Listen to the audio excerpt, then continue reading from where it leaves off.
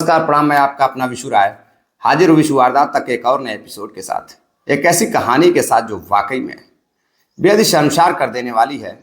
लेकिन कहानी बेहद ही रोचक है। दरअसल आज से पहले मैंने बहुत सारी कहानी आप सभी साथियों को सुनाई है। किसी कहानी में कभी प्रेमिका अपने प्रेमी के लिए अपने पिता का कत्ल करवा देती है, तो अपने पति का कत्ल करवा देती है। तो कभी कभी हवस की आग में जल रहे प्रेमी प्रेमिका के बीच बच्चे आ जाते हैं, उन मासूम बच्चों का भी कत्ल हो जाता है। लेकिन आज की कहानी उन सभी से हटकर है और बेहद ही रोचक है। आज की कहानी में ना ही कोई कत्ल होता है, ना ही कोई इस तरह का जुर्म होता है। लेकिन जो भी इस घटना को सुनते वो यकीन नहीं कर पाते, क्योंकि आज की कहानी किसी छोटे व्यक्ति की नहीं है, बल्कि एक ऐसे पति पत्नी की है, एक ऐसे व्यक्ति की है जो व्यक्ति खुद ही पुलिस में रहता है और एक सीबीआई ऑफिसर है, जो दूसरे की केस को सॉल्व करता, दूसरे की जांच पड़ताल करता। वह खुद एक केस में फंस जाता है, यानी कि उसके पास खुद एक ऐसा केस आ जाता है कि वह उस केस को सुलझा नहीं पाता है और उसी में फंस कर रह जाता है। दरअसल जितने भी हमारे साथी चैनल पर नए आए हैं, जुड़िए विशु वारदात तक के इस छोटे से परिवार से, अपना प्यार दीजिए, सपोर्ट दीजिए। आज यहाँ तक मैं आप सभी के आशीर्वाद और प्यार की बदौलत ही पहुँचा हूँ। तो सभी साथी चैनल को सब्सक्राइब करें, जितने भी साथी चैनल पर नए जुड़े हैं। आते हैं आज की कहानी पर। आज की जो सच्ची घटना मैं आपको सुनाने जा रहा हूँ, यह घटना है हरियाणा के पलवल के शहर थाना के अंतर्गत एक क्षेत्र की। दरअसल एक व्यक्ति जिसका नाम राजेश रहता है।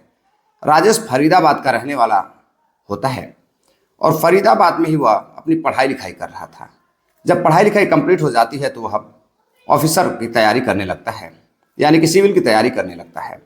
सिविल की तैयारी जब कुछ दिनों तक करता है, उसके बाद जैसे ही उसकी तैयारी अब आखिरी मोड़ पर रहती है, अब उसे लगता है कि नहीं, अब वह ऑफिसर बन सकता है।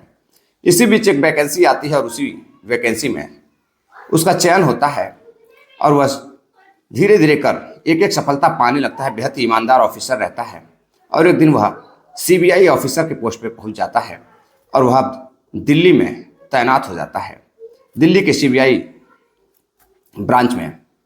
अब जब सीबीआई ब्रांच में तैनात हो जाता है और अब उसकी उम्र शादी की होने लगती है, बढ़ने लगती है धीरे धीरे, यानी कि अब वह उसकी उम्र 28 से 29 साल जब होने लगती है, तब उसके माता पिता परेशान होने लगते हैं कि अब जो बेटा है अब तो सीबीआई ऑफिसर बन चुका है, अब तो उसकी शादी कर देनी चाहिए। लेकिन जो सीबीआई ऑफिसर राजेश रहते हैं वो इतने ईमानदार और सुशील व्यवहार के रहते हैं कि वो कहते हैं, नहीं मम्मी पापा अभी रुक जाओ, कुछ समय और इंतज़ार करो, थोड़ी बहुत और जॉब कर लेने दो, जॉब में काफ़ी व्यस्तता है। लेकिन माँ बाप कहते हैं, बेटा अब तो तुम्हें सरकारी नौकरी लग चुकी है, अब किस बात की डर है, अब क्यों लेट कर रहे हो, एक अच्छी सी लड़की देखकर शादी क्यों नहीं कर लेते हैं। अब लड़का कहता है कि ठीक है पिताजी, अगर आप शादी करना चाहते हैं, आपको बहू की ज़रूरत है, तो आप कोई अच्छा सा रिश्ता आप ही तलाश करिए। तभी उनके पिताजी अपने दोस्तों में बातचीत करते हैं कि मैं सोच रहा हूँ कि एक प्यारी सी बहू घर लेकर आऊँ, जो पढ़ाई लिखाई में भी ठीक ठाक हो और घर परिवार भी चला सके।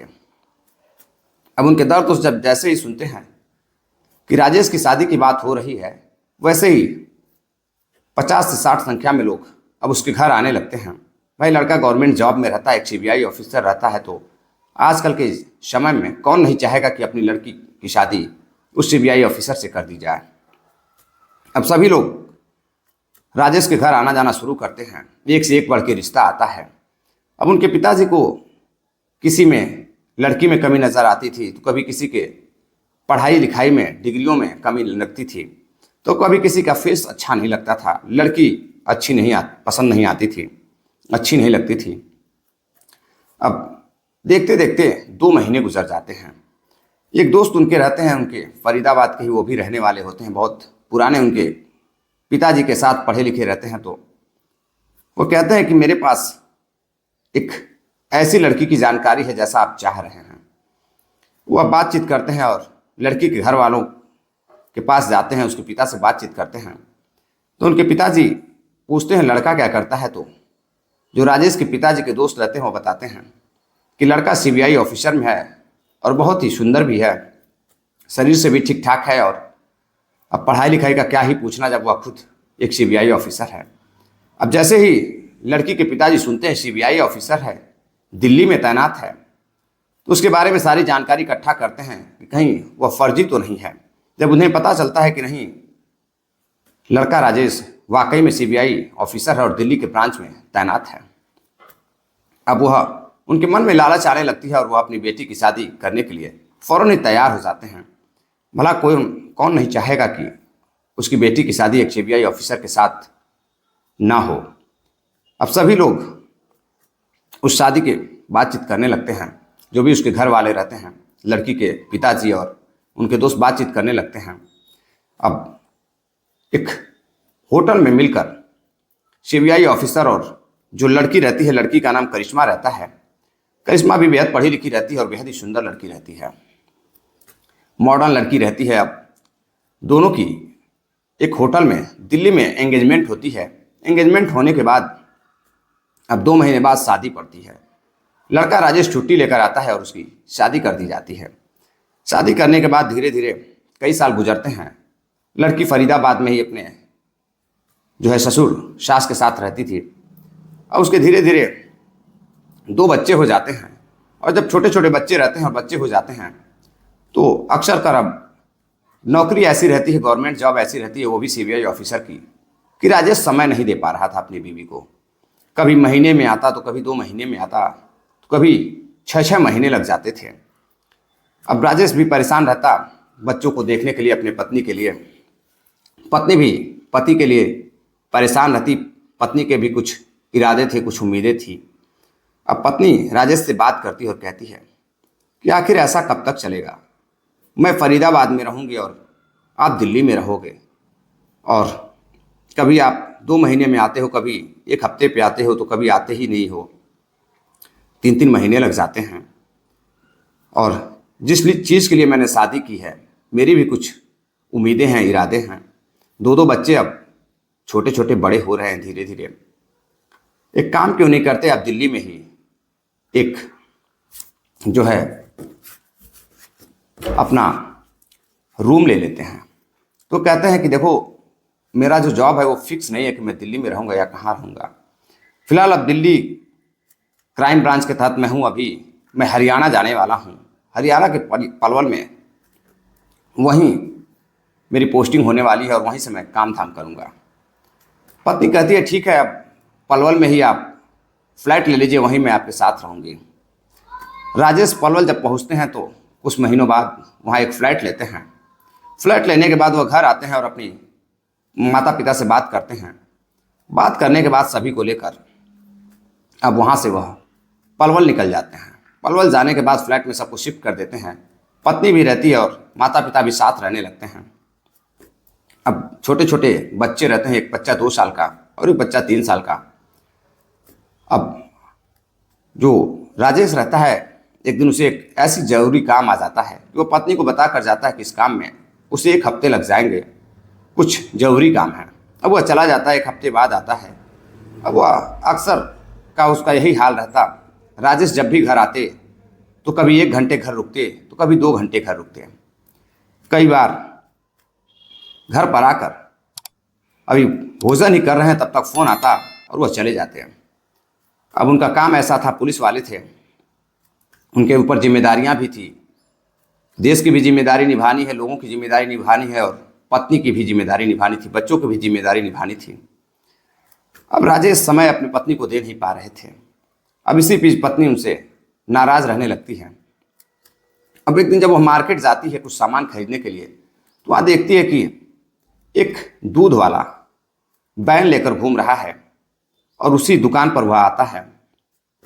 आने के बाद बातचीत करता है तो मैडम भी पैकेट का दूध ले रही थी शॉप से। तो जो दूध वाला रहता है कहता है, मैडम अगर आप कहें तो मेरा नंबर ले लीजिए, जब भी आप कहेंगे मैं आपके घर दूध लाकर पहुंचा दूंगा। और जो दूध होगा बिल्कुल प्योर होगा, गाय का मिलेगा या भैंस का मिलेगा, मिलावटी बिल्कुल भी नहीं होगा। अब मैडम खुश हो जाती हैं और जो दूध वाला लड़का रहता है मनीष, वो अभी बेहद हैंडसम लड़का रहता है, अभी नया नवेला लड़का रहता है, मात्र 26 साल 27 साल उम्र रहती है। अब वो कहती हैं ठीक है अपना नंबर दे दो। वो एक कार्ड निकालता है और कार्ड दे देता है।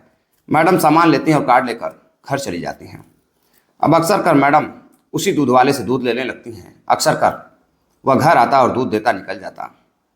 अब एक बार जो है राजेश रात को 11 बजे घर आते हैं तो पत्नी कहती है कि आज बच्चे सो गए हैं, चलिए आज ऊपर कमरे में चलते हैं।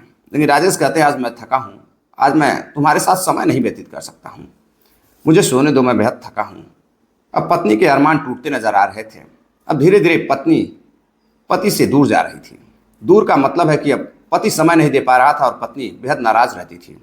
उसके भी कुछ उम्मीदें थी, कुछ अरमान थे जिसके लिए वह पलवल फ्लैट में रहने साथ में आई थी। अब उसकी उम्मीदों पे पारी फिर रहा था। अब धीरे धीरे वह अपना लगा दूध वाले से जोड़ने लगती है, उसके साथ बातचीत करने लगती है।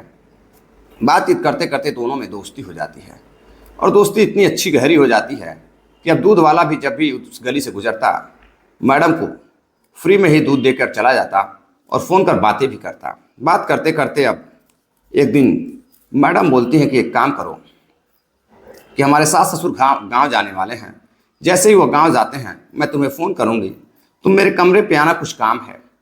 बच्चे घर पर दूसरे रूम में खेल रहे थे। सास ससुर जब घर चले जाते हैं तो जो मनीष रहता है वह आता है और आने के बाद कमरे पर अंदर जाता है और जाकर अब दोनों में गहरी दोस्ती हो चुकी थी।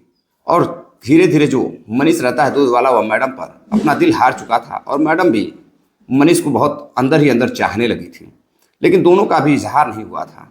अब मनीष कमरे के अंदर जाता है और बच्चे दूसरे कमरे में रहते हैं। मनीष को अंदर बैठाती हैं और चाय वगैरह पिलाकर बातचीत करने लगती हैं। बातचीत करते करते दोनों एक दूसरे के करीब आ जाते हैं और इस कदर खो जाते हैं कि मनीष अब मैडम के साथ शारीरिक संबंध भी बनाने लगता है। मनीष को डर रहता है कि कहीं साहब आ न जाए। मैडम कहती हैं डरो मत, वो अभी नहीं आएंगे। अब दोनों एक दूसरे पर खो जाते हैं, मर मिटने के लिए तैयार रहते हैं। अब एक दिन और जब साहब कहीं बाहर गए रहते हैं, सीबीआई ऑफिसर राजेश, तभी दूध वाला आता है और बच्चे पड़ोसियों के बच्चों के साथ बाहर खेल रहे थे तो मनीष अंदर जाता है और जाकर मैडम से बातचीत कर रहा था। तभी साहब आ जाते हैं। साहब को देख दोनों डर जाते हैं। अब साहब तुरंत पूछते हैं कि ये कौन है। मैडम बताती है कि दूध वाला है, दूध देने आया था, तो अभी जो है कुछ बातें थी जो मैं कर रही थी। अब साहब इग्नोर करते हैं और कहते हैं कि घर में किसी को अंदर मत बुलाया करो, जो काम है बाहर ही कर लिया करो। अब मैडम भी डर जाती हैं। मनीष भी चला जाता है, लेकिन मनीष को अब डर लगता है। मैडम अब फ़ोन कर घर पर जब बुलाती तो मनीष कहता है कि मैडम आप एक ऑफिसर की बीवी हैं और मैं एक दूध वाला हूँ, मैं आपके घर नहीं आ सकता। किसी दिन मैं पकड़ा जाऊँगा तो मेरी भी बदनामी होगी और आपकी भी होगी। अब मैडम उस बदनामी से डरने के लिए 12 जनवरी को अपने पति से कहती हैं कि कल मैं अपने मायके जा रही हूँ, मम्मी पापा की बहुत याद आ रही है, मम्मी पापा से मुझे मिलना है। अब राजेश कहते हैं ठीक है, अच्छी बात है, बच्चों को ले लो और चली जाओ। अब वो कहती है मुझे अकेले जाना था, बच्चों के साथ मैं जाऊंगी तो मुझे काफ़ी समय लगेगा। राजेश कहते हैं कि बच्चे आखिर रहेंगे कहाँ, मैं ड्यूटी पे जाऊंगा तो बच्चों को कौन देखेगा। अब छोटे छोटे बच्चे रहते हैं। पत्नी बच्चों को लेती है और मायके चली जाती है। मायके जाने के बाद जब अगले दिन वह लौटकर वापस जब अपने घर आती है तो घर जब आती है तो सीबीआई ऑफिसर राजेश जब वापस लौटते हैं तो पत्नी से पूछते हैं कि कैसा रहा तुम्हारा मायके का टूर, मम्मी पापा कैसे हैं, सभी लोग सही तो हैं। मुस्कुराते हुए कहती है सब कुछ बहुत अच्छा था, बहुत अच्छी रात गुजरी। तभी बच्चों से पूछते हैं तो जो उसमें से एक थोड़ा सा बड़ा बच्चा रहता है वो कहता है कि पापा हम लोग तो नानी के पास नहीं गए थे, हम लोग तो एक कमरे पर गए थे कहीं और यहाँ से कुछ ही दूरी पर वो कमरा भी है, मम्मी नानी के पास नहीं ले जाती हैं। अब पिता को कुछ भनक लगती है, रोज़ का उनका वही काम रहता है। अब वो सोचने लगते हैं कि आखिर ये मायके नहीं गई थी तो गई कहाँ थी, क्या बच्चे झूठ बोल रहे हैं। अब इसको जांचने के लिए राजेश अपने ससुराल फ़ोन करते हैं और पूछते हैं कि क्या आपके यहाँ कल करिश्मा आई थी। तो उनके सास ससुर कहते कि नहीं, वो आने वाली तो थी लेकिन आई नहीं थी। अब इस बात पर जब कमरे पर जाकर वो अपनी पत्नी से पूछताछ करते हैं कि कल तुम कहाँ गई थी? तुम कह रही हो तुम मम्मी पापा के पास गई थी, बच्चों को ननिहाल घुमाने के लिए लेकर गई थी। बच्चे कह रहे हैं कि रात में एक अंकल आए थे और जब मैंने तुम्हारे घर फ़ोन करके पता किया तो पता चला कि तुम वहाँ पर भी नहीं गई थी। आखिर कर क्या रही हो तुम, कहाँ गई थी? अब वो इधर उधर की बातें करती कि एक दोस्त यहाँ पार्टी थी, तो मैंने सोचा आप मना कर देंगे इसलिए मैं वहाँ गई थी। बच्चों से पूछते हैं तो बच्चे दिल के सच्चे रहते हैं, वो कहते हैं कि नहीं पापा ऐसी कोई बात नहीं थी, कोई पार्टी नहीं थी, एक कमरा था और वहाँ एक अंकल आए थे और मम्मी के साथ सो रहे थे। जैसे यह बात सुनता है राजेश वो गुस्सा हो जाता है, दोनों में बातचीत बढ़ जाती है और बातचीत इस कदर बढ़ जाती है कि जो करिश्मा रहती है वो खींचकर गुस्से में जोरदार चाटा मारती है अपने पति को और कहती है कि मैं कुछ भी करूंगी, तुमसे क्या मतलब है, तुम्हें तो मेरे लिए समय भी नहीं है, बच्चों की बातों पर विश्वास करते हो, मेरे बातों पर तो तुम्हें विश्वास नहीं है। अब राजेश चाटा खाने के बाद शॉक्ड हो जाता है कि पत्नी गुस्से में उसको चाटा मार दी, कुछ तो गड़बड़ है। अब वो सीबीआई में खुद काम कर रहा था। राजेश समझदारी दिखाता है, वहाँ कुछ नहीं बोलता है, चुपचाप गुस्से में ऑफिस निकल जाता है। ऑफिस जाने के बाद अब वह लड़की का, अपनी पत्नी का पीछा करने लगता है और रोजाना निगरानी रखता। दूसरों की केस सॉल्व करने वाला राजेश आज एक अपने ही केस में फंस चुका था। वह अब अपनी पत्नी पर नज़र रखने लगता है, पत्नी पर नज़र रखता, उधर ऑफिस से भी फ़ोन आते, दोनों को डील करता। तभी 20 जनवरी को मनीष फ़ोन करता है, करिश्मा को कहता है कि एक काम करो, मैं मीनार गेट जा रहा हूँ, तुम मीनार गेट आ जाओ। अब जो करिश्मा रहती है वह अकेले ही बच्चों को सास ससुर के ऊपर छोड़कर मीनार गेट के लिए ऑटो पकड़ती है और मीनार गेट चली जाती है। मीनार गेट जाने के बाद एक गली में दोनों मिलकर बातें कर रहे थे।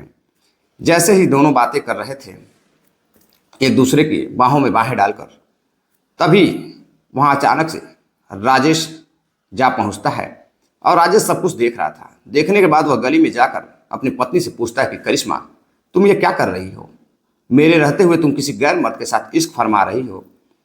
पत्नी अपने पति को गाली देने लगती है और कहती है कि तुमसे क्या मतलब है, तुम अपनी ड्यूटी करो, मैं कुछ भी करूंगी। अब जैसे ही राजेश यह बात सुनता है वह पत्नी को डांटने लगता है और जो युवक रहता है मनीष उसको भी डांटने लगता है। अब राजेश को मनीष घूर कर देख रहा था। तभी पत्नी राजेश को कहती है कि इसको यहाँ से भगा दो, ये मेरा पति जो राजेश है उसको यहाँ से भगा दो। और राजेश को बोलती है तुम यहाँ से चले जाओ, घर पे आके बात करना। लेकिन राजेश वहीं झगड़ा करने लगता है। तभी मनीष एक पत्थर उठाता है और उसी से राजेश के ऊपर हमला कर देता है। राजेश का सर फट जाता है और वह गिर जाता है। और गिरने के बाद जो मनीष होता है वह उसका मोबाइल फ़ोन और कुछ रुपए लेकर और अपनी करिश्मा को कहता है कि तुम भी चलो मेरे साथ, भाग चलो। करिश्मा कहती है नहीं है, तुमने सही नहीं किया है, मैंने मारने के लिए नहीं बोला था, एक काम करो तुम यहाँ से चले जाओ, मैं सब कुछ देख लूँगी। अब वह पति को लेकर घर जाती है और घर ले जाने के बाद पति के सर पर मलहम पट्टी करती है और कहती है कि आइंदा से तुम मेरे रास्ते में मत आना, तुम जो कर रहे हो यह सही नहीं है। राजेश कहता है कि जब मैं हूँ तो फिर तुम्हें किसी गैर मर्द की क्या ज़रूरत है। अब वो कहती है कि आप मुझे समय नहीं देते हैं और मुझे वह बेहद अच्छा लगता है, अब मेरा मन आप में लगता नहीं है, या तो मुझे छोड़ दीजिए या जो है आप जो है मुझे छोड़ दो या मैं आपको छोड़ दूँ। अब जब यहाँ तक बात पहुँच जाती है तो राजेश कहता है कि एक काम करो, तुम मेरा फ़ोन मुझे मंगवा कर दे दो। वो कहती है कैसा फ़ोन? दरअसल उस फ़ोन में उसकी रिकॉर्डिंग रहती है जो दोनों बातें कर रहे थे। अब वो समझ जाती है कि अगर फ़ोन इनको मिल गया तो कहीं ना कहीं उनके माता पिता को, लड़की के और किसी को दिखाएंगे तो उनके पास एक सबूत है। वह कहती है फ़ोन तो नहीं मिलेगा, तुम्हें जो करना है कर लो। अब चोट खाया हुआ पति राजेश पहुंचता है शहर थाने में और जाकर थानेदार साहब से बातचीत करता है। कहता है कि आज मुझे एक रपट लिखवानी है, शिकायत दर्ज करानी है। अब थानेदार साहब शौक रहते हैं कि खुद सीबीआई ऑफिसर हमारे थाने में आया है, लोगों की जान पहचान तो रहती है। पूछते हैं, थानेदार साहब कहते हैं कि आप रपट लिखवाने आए हैं, आपके यहाँ क्या हो गया है, क्या चीज़ चोरी हो गई है? अब राजेश शर्माते हुए कहते हैं कि क्या बताऊं, दूसरों के केस सॉल्व करते करते मैं खुद एक केस में फंस चुका हूं।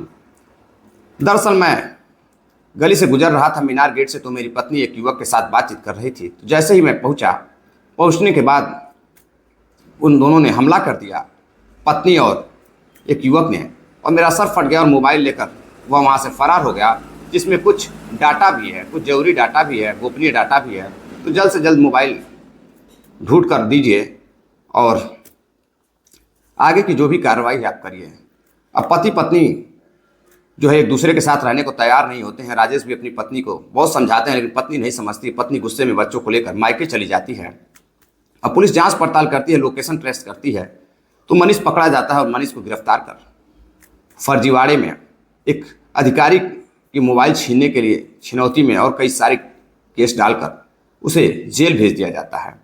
अब दूध बेचने वाला मनीष एक अधिकारी के बीवी के चक्कर में फंसकर जेल चला जाता है, और जो कहते हैं जो आदत होती है, आप उसे कुछ भी कह सकते हैं, हवस कह सकते हैं या फिर मोहब्बत कह सकते हैं, उसके चक्कर में करिश्मा का भी रिश्ता टूट जाता है और करिश्मा अपने मायके चली जाती है। दरअसल यह घटना आपको सुनाने का उद्देश्य मेरा आप सभी साथियों को जागरूक करना है, सतर्क करना है। अगर पत्नी से शादी आप किए हैं, ड्यूटी भी निभाइए और पत्नी का जो पति का फर्ज है उसे भी निभाइए। चलते चलते कुछ साथियों ने कमेंट किया है, जिनके नाम है उमेश सिंह हैं, अभिमन्यु यादव हैं, अनिल सिन्हा है, जया बाधवानी जी हैं, किशन कुमार है, सोहन लाल सेठिया व्यूअर राजस्थान से हैं। आप सभी साथियों को अगर कहानी पसंद आई हो तो आप सभी साथी बेहतर से बेहतर, अच्छा से अच्छा, जो भी आपको जैसा भी कहानी में लगी हो आप कमेंट करें और ज़्यादा से ज़्यादा वीडियो को शेयर करें। मिलते हैं एक और नई कहानी के साथ, तब तक के लिए इजाज़त दीजिए। नमस्कार, जय हिंद।